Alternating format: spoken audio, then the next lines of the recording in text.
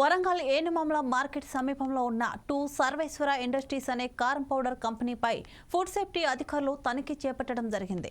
ఈ తనిఖీలో మిర్చి గ్రైండింగ్ చేస్తున్న విధానం పరిశీలించారు. శాంపిల్ సేకరించి వారు మార్కెట్లో విడుదల చేస్తున్న తెలంగాణ బ్రాండ్ పేరుతో మిర్చి పౌడర్, పసుపు పౌడర్, ధనియాల పౌడర్ వాటి ప్యాకింగ్లను అధికారులు తీసుకువెళ్లారు. ఈ ప్యాకులు హైదరాబాద్లో ల్యాబ్కు పంపి క్వాలిటీ కంట్రోల్కు సంబంధించిన రిపోర్ట్ ఆధారంగా వారిపై చర్యలు తీసుకుంటామన్నారు. ప్రజలకు మార్కెట్లో విడుదల చేసిన వస్తువులలో నాణ్యత ప్రమాణాలు పాటించకపోయినా రసాయనాలు గాని నాణ్యతతో లోపాలు ఉంటే శాఖాపరమైన చర్యలు తీసుకోబడుతుందని ఫుడ్ సేఫ్టీ అధికారులు తెలియజేశారు. అలానే రాష్ట్ర వ్యాప్తంగా ఫుడ్ సేఫ్టీ అధికారులు మరిన్ని దాడులు జరిపితే ఎన్నో నిజాలు బయటకు వచ్చే అవకాశం ఉంటుందని ప్రజలు కోరుతున్నారు. దీనిపై మరింత సమాచారం మా ప్రతినిధి శ్రీనివాస్ అందిస్తారు.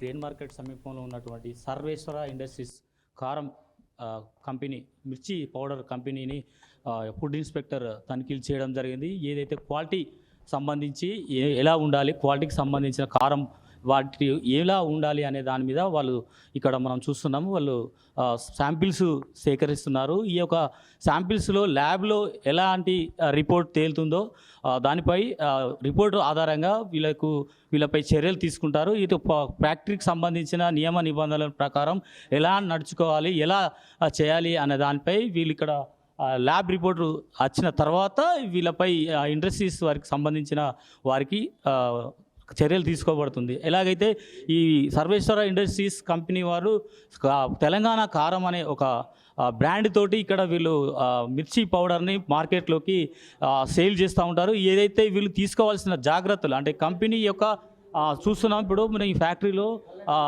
కారం మిర్చి పౌడర్ గ్రైండింగ్ చేస్తున్నారు.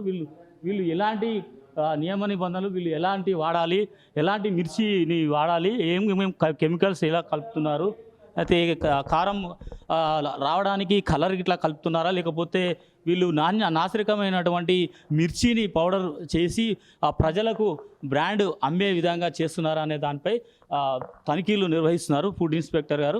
ఏదైతే వీళ్ళు నియమాలు నిబంధనలు ఎలాంటి వాడుతున్నారు, ఎలా చేస్తున్నారు అనే దానిపై మనతో మాట్లాడడానికి ఫుడ్ ఇన్స్పెక్టర్ గారు ఉన్నారు. సార్ చెప్పండి, మీరు ఈ ఒక ఫ్యాక్టరీ సర్వేశ్వర కంపెనీ ఫ్యాక్టరీ ఎలాంటి నియమ నిబంధనలు పాటించాలి, ఎలాంటి క్వాలిటీ కంట్రోల్ పాటించాలి అనే దానిపై మీరు చెప్పండి సార్. ఇక్కడ ఉన్న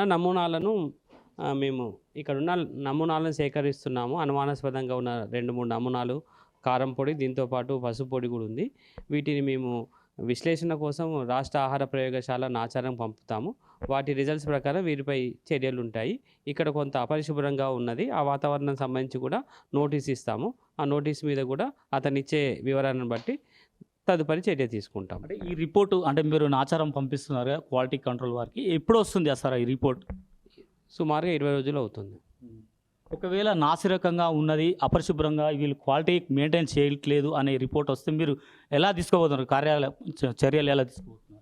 ఒకవేళ సబ్స్టాండర్డ్ నాణ్యత తక్కువ ఉన్నట్లు ల్యాబ్లో విశ్లేషణ ఫలితాలు వస్తే జేసీ గారి దగ్గర పెనాల్టీ కోసం మూవ్ చేస్తాము. లేదు అంటే ఏదైనా ఇంకా అతను కలపకూడని హానికరమైన కలర్స్ అట్లాంటివి కలిపితే కోర్ట్ ఆఫ్ లాలో కమిషనర్ గారి ప్రాసిక్యూషన్ ఆర్డర్ ఇచ్చిన తర్వాత ఫైల్ చేసి కోర్టులో శిక్షించబడతాడు.